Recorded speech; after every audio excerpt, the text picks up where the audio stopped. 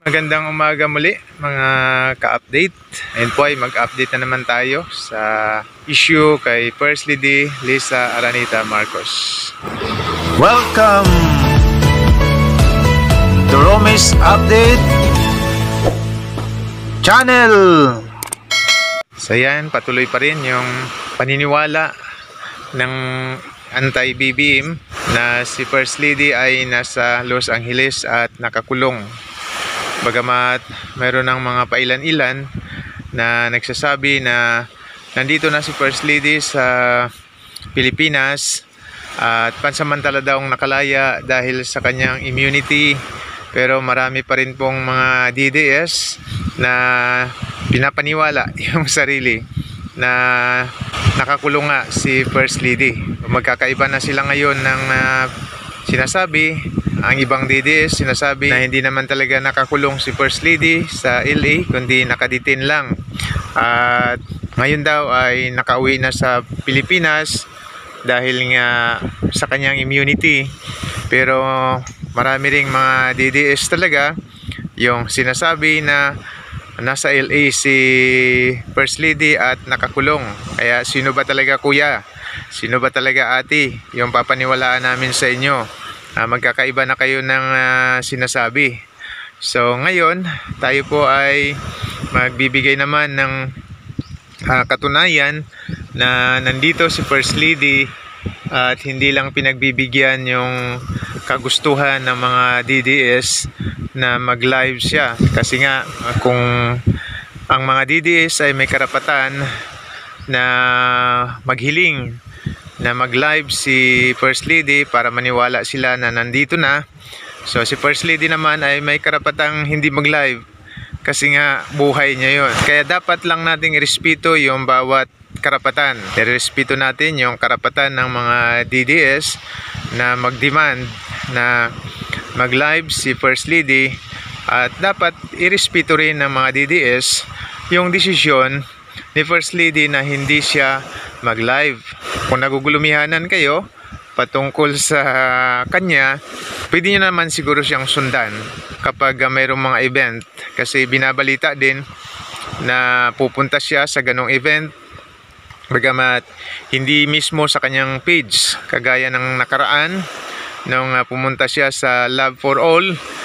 Binalita naman at pwede nyo siguro siyang puntahan doon kung saan. Nung pumunta siya sa National Food Fair, sana pinuntahan nyo na lang doon at nagkuha kayo ng picture. O kaya ay kahit na hindi na kayo nagpicture, tinignan nyo na lang kung may katotohanan, at kung wala, saka kayo nag-video at pinakita na wala talaga doon.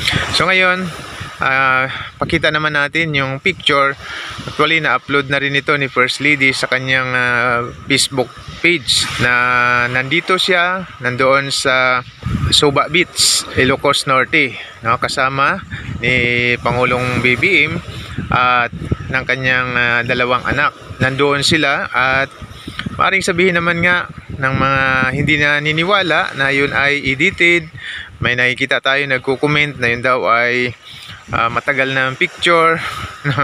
So wala naman talagang kagaya rin nga sa nangyari kay PBBM, kahit na anong buti, kahit na anong pagpapakumbaba yung ginagawa niya before, so hindi pinaniniwalaan at sinasabi na daw traidor, nagkukunwari lang, tahimik lang, pero mayroong ginagawang pailalim na kilos, no? Samantalang wala tayong naririnig kay PBBM before, kundi sinasabi niya lang na hayaan lang kasi nga ang gusto niya ay bagong Pilipinas at sa ating mga mamamayan yung pagsisimula na magkaroon ng bagong Pilipinas.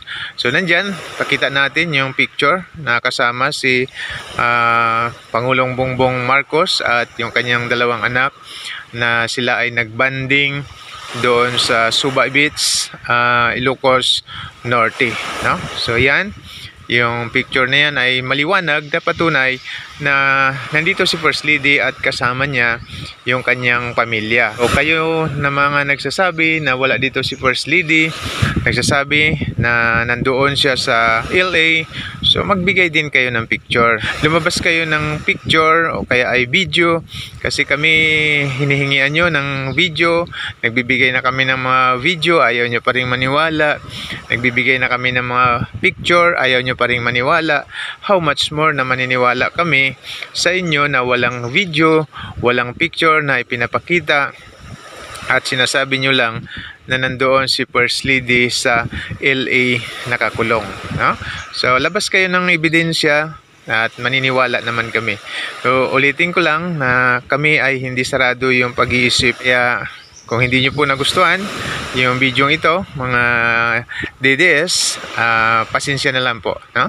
At doon sa mga naniniwala na nandito si First Lady at kasama niya yung kanyang pamilya, paki-like na lang po yung ating video, paki-share na rin po, at pa-subscribe na rin po sa aming maliit na channel. Okay po, so maraming salamat sa panonood at suporta. Glory to our Lord Jesus Christ, and God bless po sa ating lahat.